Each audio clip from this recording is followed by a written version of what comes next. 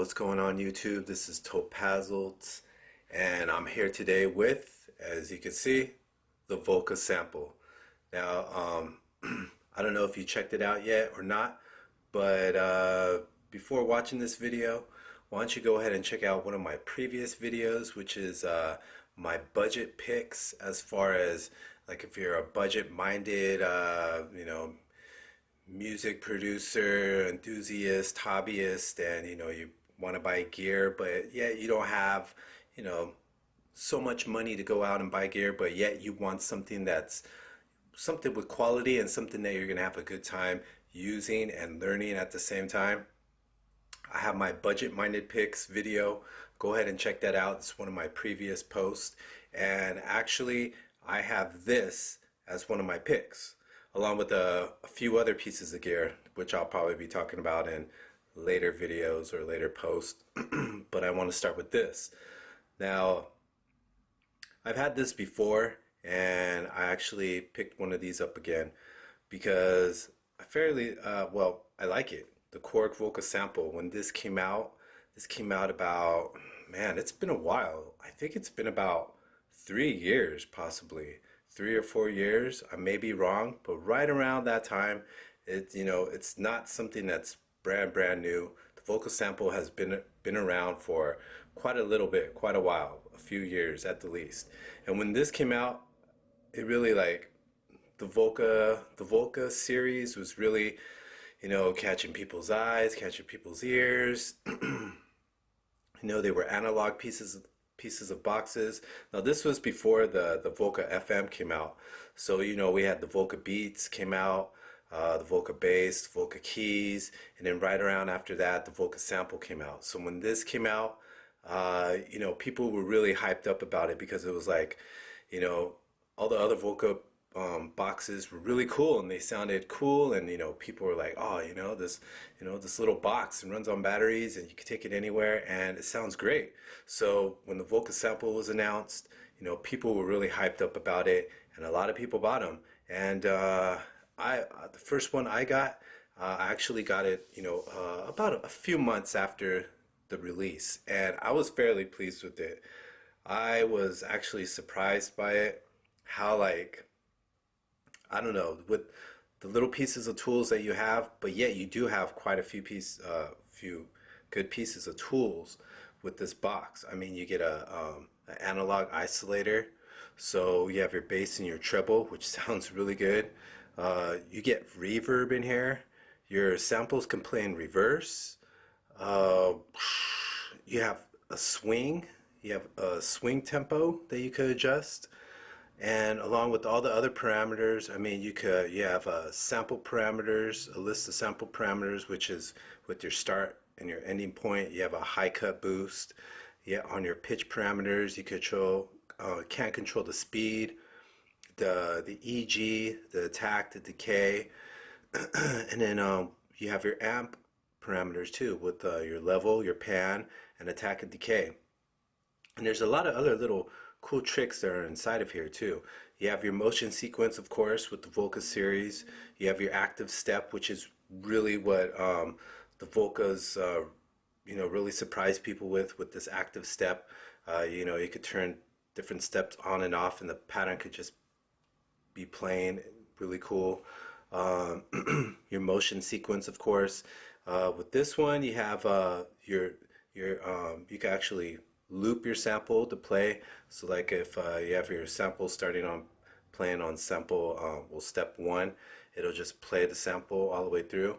Unless you have another step selected, then the sample will start again, but it'll loop. So that's pretty cool. And then you also have side chaining too on these last two selections for your samples, because you could have up to 10 samples playing in your sequence. But yet the sequence is only 16 steps, but there's also like a pattern chain thing going on. You could build a song which will have a list of you could select because you could save memory. The memory that's in here, I think you could save up to like 10 patterns.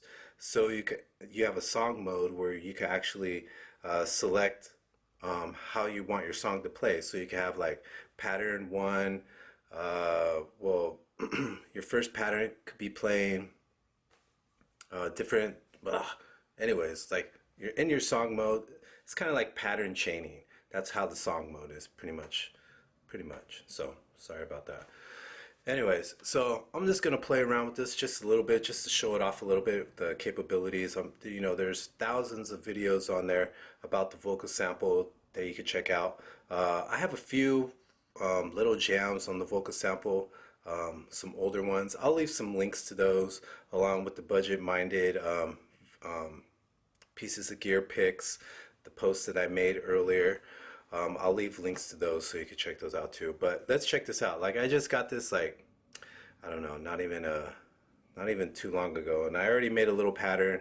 Most of the sounds that are in here are the original sounds that come with the Volca, and I added a few other little samples in here too. But check this out. This sounds pretty cool.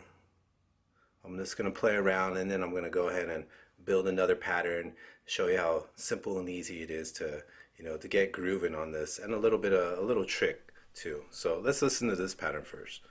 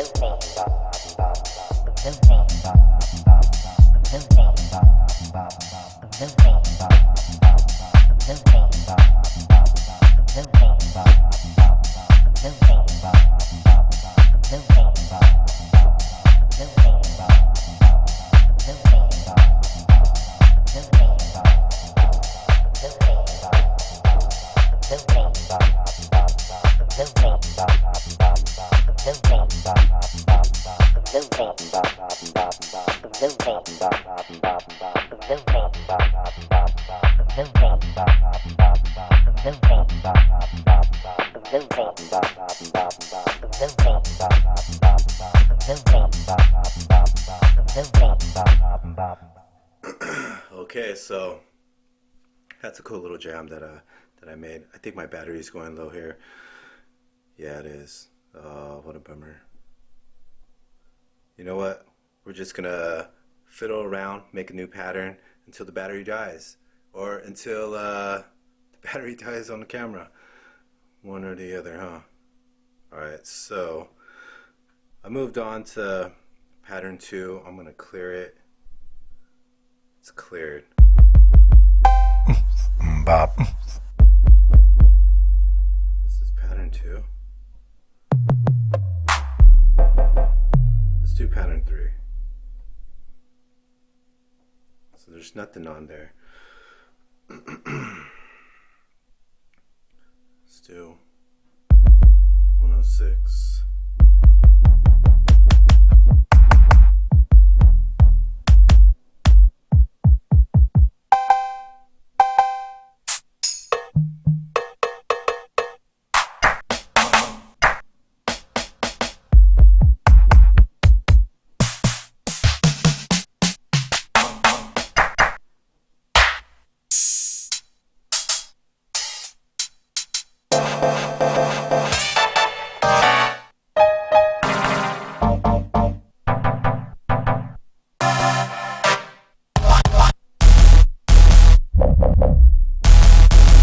Let's go with that.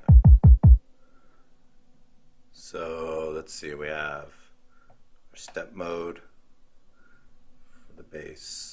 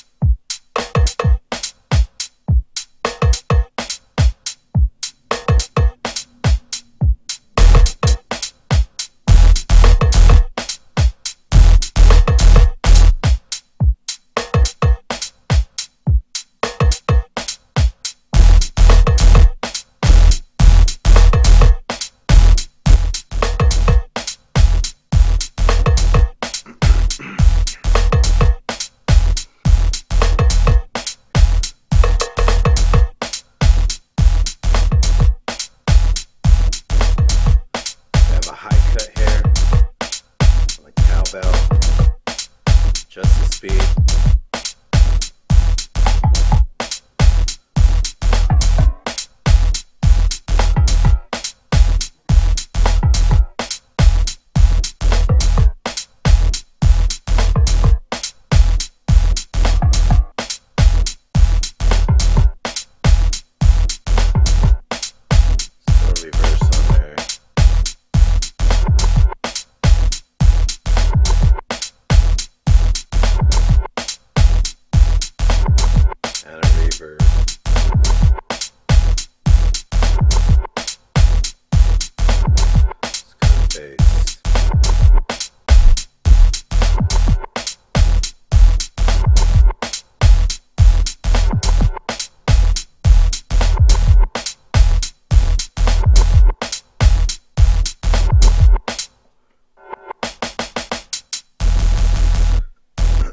Okay, here's a little trick. I'm gonna try to do this little trick here.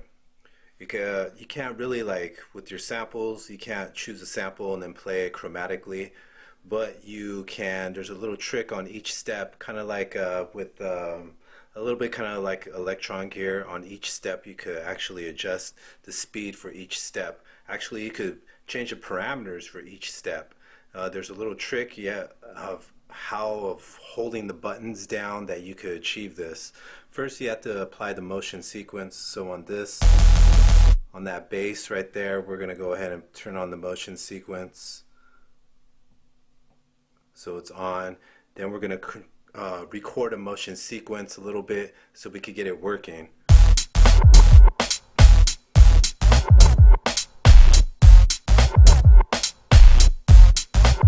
So we have that working. So we're going to turn on the step mode. Now these are each steps that the bass is playing on.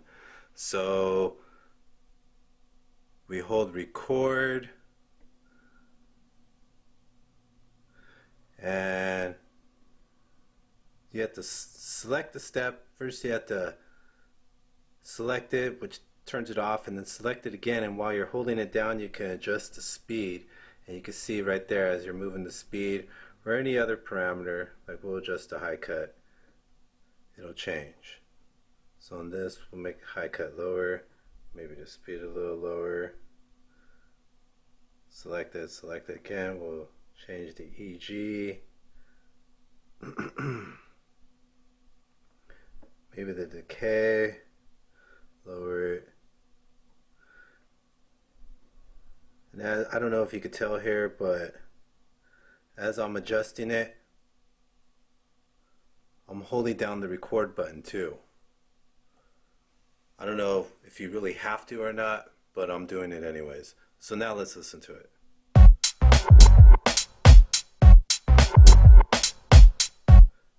See, it's been adjusted. So each step, as I'm holding it down, I think I have to hold down the record button while I'm doing it.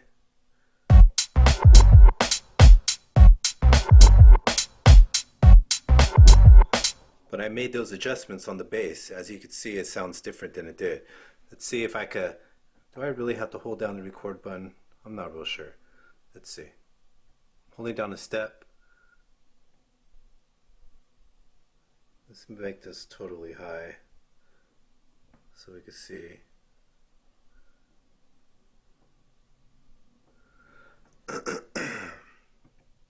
Okay, let's see now.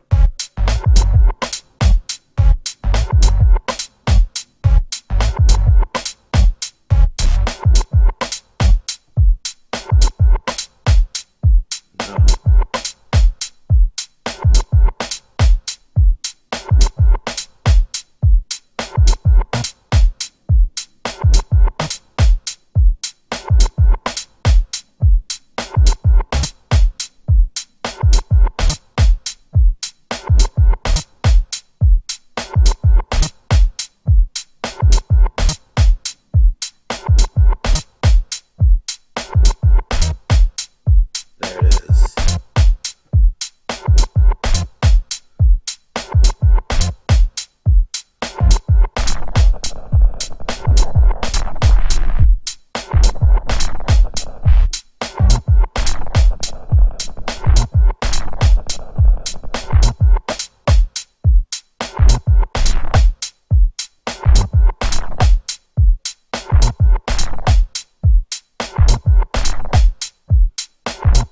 I think I could also change the sample.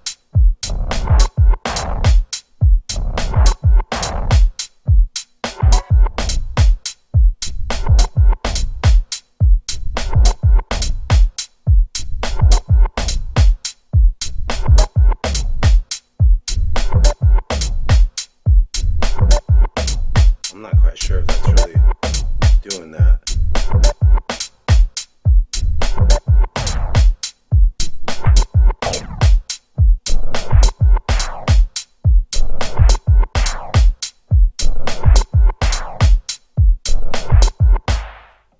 Well, there's a little bit of tricks that you could do with this. I'm not quite sure if you could change the sample for each step.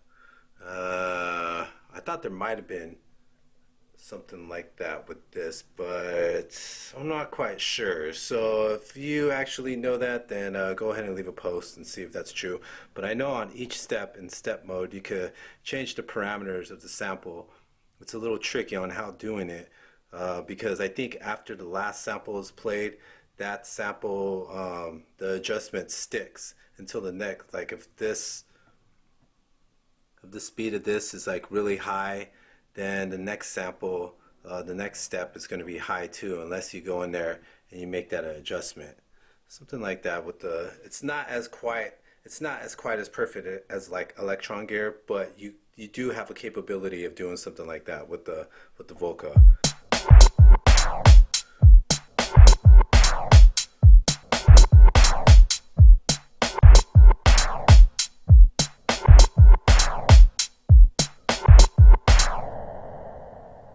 So there it is, a Volca sample. I'm just getting into it a little bit, just showing you a little bit of the what it's capable of doing, and it sounds cool. I mean, you could do a lot of cool stuff with it. You don't have so many parameters with it, but that keeps you into being creative and wanting to learn how how a basic sampler works, and you really have the capabilities, even though there's not so many parameters on here, you do have the capabilities of doing a lot of cool stuff and making a lot of cool grooves with this. So the KORG Volca Sample, it's one of my picks as far as budget-minded picks of gear that you could get. You're not going to go off and spend too much on this. You could get it for, if you're lucky, around $100 used, or brand new for, I see, going about $150 or so.